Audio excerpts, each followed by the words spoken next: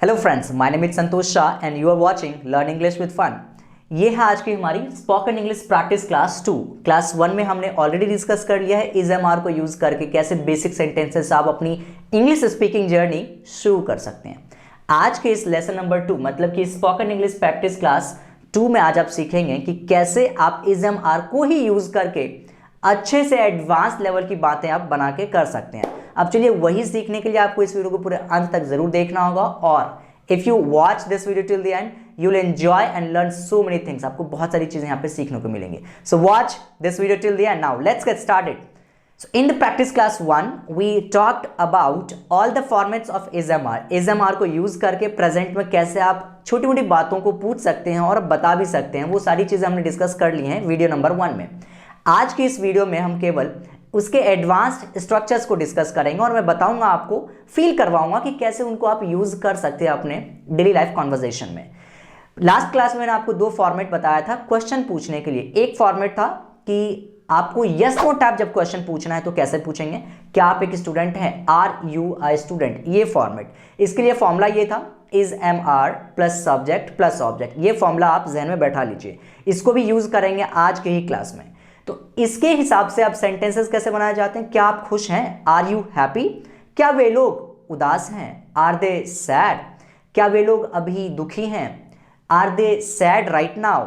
इस तरीके से आप क्वेश्चन पूछते हैं जब आपको यस नो टैप क्वेश्चन आपको पूछना होता है। नेक्स्ट मैंने बताया था आपको कि WH फॉर्मेट वाले सेंटेंसेस कैसे बनाते हैं, WH फॉर्मेट में क्वेश्चन कैसे पूछा जाता है। तो WH word plus is am are plus subject और प्लस ऑब्जेक्ट, ये है इसका फॉर्मूला। तो इसी बेस पे इसी फॉर्मूले की हेल्प से आपने WH फॉर्मेट बनाना भी सीख लिया है। अब आज की इस क्लास में इससे आगे चलते हैं।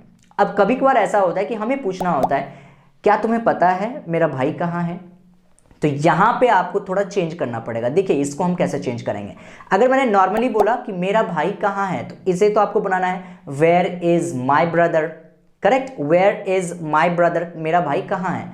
बट अगर आपको पूछना है क्या तुम्हें पता है मेरा भाई कहाँ है, so you will simply ask do you know where my brother is.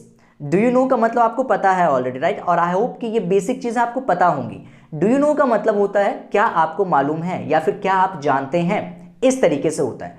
अब आगे इसके हमने लाइन जोड़ा है कि मेरा भाई कहाँ है, तो एक चीज याद रखिए, अगर अकेले में है मेरा भाई कहाँ है अगर मैंने बोला है तो उसे हमने यूज किया where is my brother. But यहां पे डू यू नो के साथ जब आप यूज करेंगे तो याद रहे ये क्वेश्चन नहीं बनना चाहिए, ये एक स्टेटमेंट होना चाहिए। तो वेयर इज माई ब्रदर ना हो के यहां पे क्या हो जाएगा वेयर माई ब्रदर इज। इस तरीके से आपको अब यूज करना है। जैसे कि अब देखिए, अब सिंपल कुछ ऐसे सेंटेंसेस और उठाएंगे जिससे कि आपकी विजन बहुत ज्यादा क्लियर हो जाए और आप विजुअलाइज कर पाए, रिलेट कर पाए बहुत अच्छे से। देखिए, so I simply ask where is my mobile, मेरा मोबाइल कहाँ है। And again I will ask, और अगर मुझे पूछना है कि क्या तुम्हें पता है मेरा मोबाइल कहाँ है, so I can say do you know where my mobile is, do you know where my mobile is. So इस तरीके से आपको सेंटेंसेस यहां पे फ्रेम करने हैं। तो याद रहे कि जब भी आपको डू यू नो के साथ अगर आप सेंटेंस बनाएंगे तो याद रहे कि वो क्वेश्चन नहीं बनना चाहिए। क्वेश्चन कब बन जाएगा वेयर इज माई ब्रदर, ये क्वेश्चन है। बट अगर आपको यहां पे डू यू नो के साथ यूज करना है तो आपको ये फॉर्मेट यूज करना होगा वेयर योर ब्रदर इज या फिर वेयर माई ब्रदर इज। इस तरीके से आपको यूज यहां पे करना है। आई होप कि ये चीज क्लियर होगी। आगे चलते हैं नेगेटिव के पास। याद रखिए इस फॉर्मेट को याद रखिए ताकि आप अच्छे से यूज कर पाएं। सो राइट नाउ मैंने आपको बताया कि क्वेश्चन कैसे पूछेंगे। Do you know where my brother is, ऐसे करके आपको क्वेश्चन पूछना है। अगर आप डू यू नो जैसे फ्रेज को साथ में लेके यूज करते हैं तो आगे आप सीखेंगे आंसर कैसे देना है। सो अगर मैंने आपसे पूछा do you know where your brother is, क्या तुम्हें पता है तुम्हारा भाई कहाँ है, तो फिर आप रिप्लाई क्या देंगे मुझे, या तो यस, या तो आपको पता होगा या तो आपको नहीं पता होगा। अगर आपको पता है तो आप क्या बोलेंगे yes I know where my brother is. Yes मुझे पता है, I know where my brother is. यहां पे याद रहे वेयर के बाद हेल्पिंग वर्ब नहीं बल्कि वेयर के बाद सब्जेक्ट होना चाहिए। यही यहां पे ट्विस्ट है जो कि आपको इजीली समझ में आनी चाहिए ताकि आप आगे भी एडवांस स्ट्रक्चर्स जो होंगे बहुत आसानी से ग्रैब करके उनको समझ पाए। तो यहां पे आपने सीखा I know where my brother is, मुझे पता है मेरा भाई कहाँ है। फिर अगर आपको नेगेटिव में आंसर देना है तो क्या बोलेंगे I don't know where my brother is, मुझे नहीं पता मेरा भाई कहाँ है। इस तरीके से आप यूज करेंगे अपने सेंटेंसेस को। So for example, next example के लिए एक और सेंटेंस उठाते हैं। For example I will say do you know where Vishal Mega Mart is? क्या तुम्हें पता है विशाल मेगा मार्ट ये एक मॉल का नाम है, कहाँ है? Do you know where Vishal Mega Mart is? तो अगर आपको पता है तो आप क्या बोलेंगे? Yes I know where Vishal Mega Mart is. I know where Vishal Mega Mart is. हाँ मुझे पता है विशाल मेगा मार्ट कहाँ है।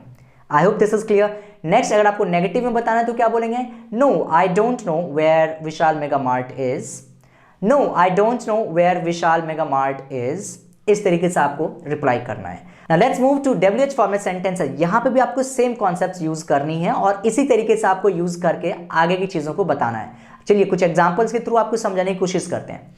Let's take an example. I will say where is my brother? मेरा भाई कहाँ है? So you will say your brother is at home, या फिर आप बोलेंगे your brother is not at home, मतलब कि एक पॉजिटिव या फिर एक नेगेटिव आंसर आप देंगे वहां पे। बट अगर मैंने पूछा do you know where my brother is? क्या आपको पता है मेरा भाई कहाँ है? Do you know where my brother is. पूछा कैसे ये भी याद रखिए। Do you know where my brother is, where my brother is, right, where my brother is. यहाँ पे वेयर इज माई ब्रदर करेंगे, that's wrong. Where my brother is. Do you know where my brother is. तो अगर आपका answer पता है, अगर आपको पता है कि भाई कहाँ है, तो आप बोलेंगे yes I know where your brother is. Yes I know where your brother is. अगर आपको नेगेटिव में आंसर देना है then you will say no I don't know where your brother is. No I don't know where your brother is. Correct. इस तरीके से आपको reply करनी है। नेक्स्ट एक और एग्जांपल लेते हैं। For example do you know where this office is? Do you know where this office is? क्या तुम्हें पता है ये ऑफिस कहाँ है? So if you know the answer, अगर आपको पता है कि ये ऑफिस कहाँ है then you will say yes I know where this office is. मुझे पता है ये ऑफिस कहाँ है। बट अगर आपको बोलना है कि नहीं मुझे नहीं पता ये ऑफिस कहाँ है, so you will say no I don't know where this office is. No I don't know where this office is. So इस तरीके से आप यहाँ पे स्ट्रक्चर्स को कंप्लीट करेंगे।